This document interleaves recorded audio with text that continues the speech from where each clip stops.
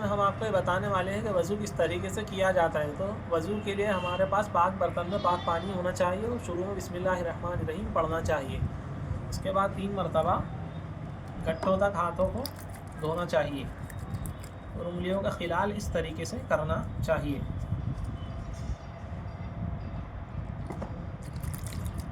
3 मरतबा गट्ठों को इस तरीके से दोनों हाथों को गट्ठों तक धोना चाहिए। इसके बाद 3 मरतबा कुल्ली करना चाहिए।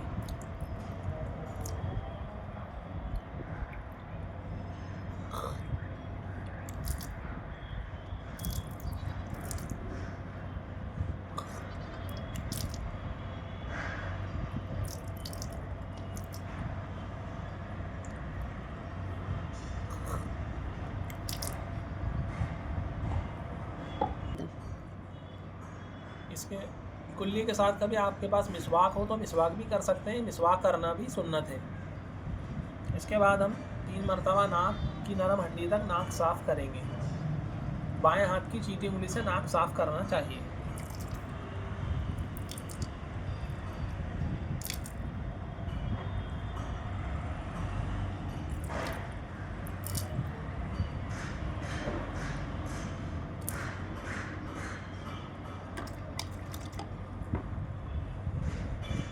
इसके बाद हम 3 मरतबा पूरा चेहरा धोएंगे, पेशानी के बालों से थोड़े के नीचे तक, एक कान की लो से दूसरे कान की लो तक।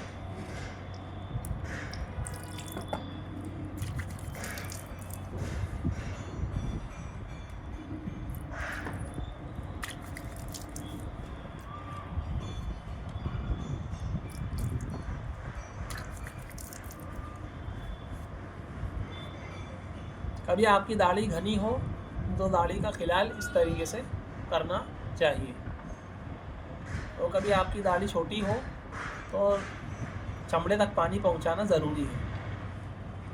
इसके बाद हम 3 मरतबा कोहनियों तक, यहाँ तक हाथों को धोएंगे।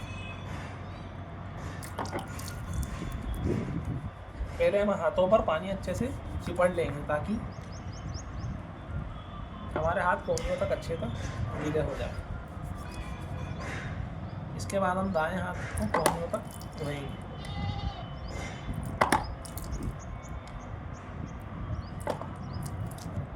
इसके बाद हम बाएं हाथ को कोहनियों तक धोएंगे।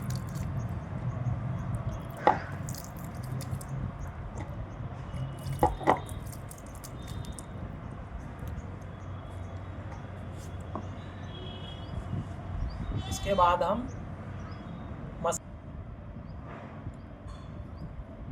वज़ू करते वक्त बाल बराबर भी कोई जगह सूखी नहीं रहना चाहिए, नहीं तो वज़ू नहीं होगा, और वज़ू नहीं होगा तो नमाज नहीं होगी।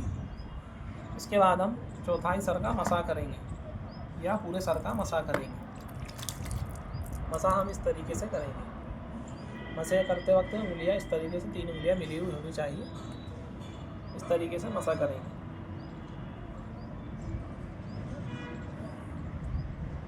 फिर पीछे से इस तरीके से आगे हाथों को लाएंगे। इसके बाद हम शहादत की उंगली से कानों का मसा करेंगे।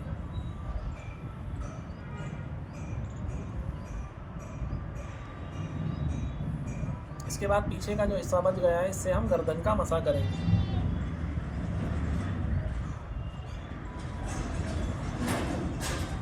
इसके बाद हम 3 मरतबा दोनों पैर टखनों समेत धोएंगे।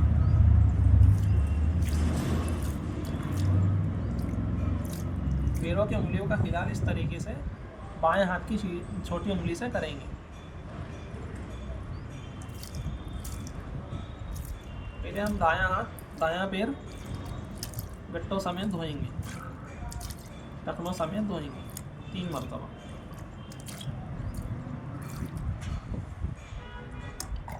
इसके बाद हम बायां पैर टखनों समेत धोएंगे 3 मरतबा।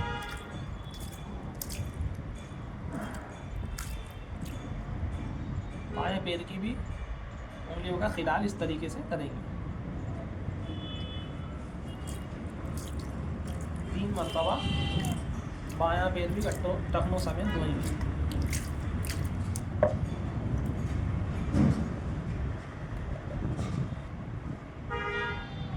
अब हम आपको ये बताने वाले हैं कि वज़ू में 4 फ़राइज़ जो होते हैं वो कौन कौन से हैं। तो वज़ू में जो 4 फ़राइज़ हैं वो पहला ये है पेशानी के बालों से पूरा चेहरा धोना, पेशानी के बालों से थोड़ी के नीचे तक, एक कान की लो से दूसरे कान की लो तक।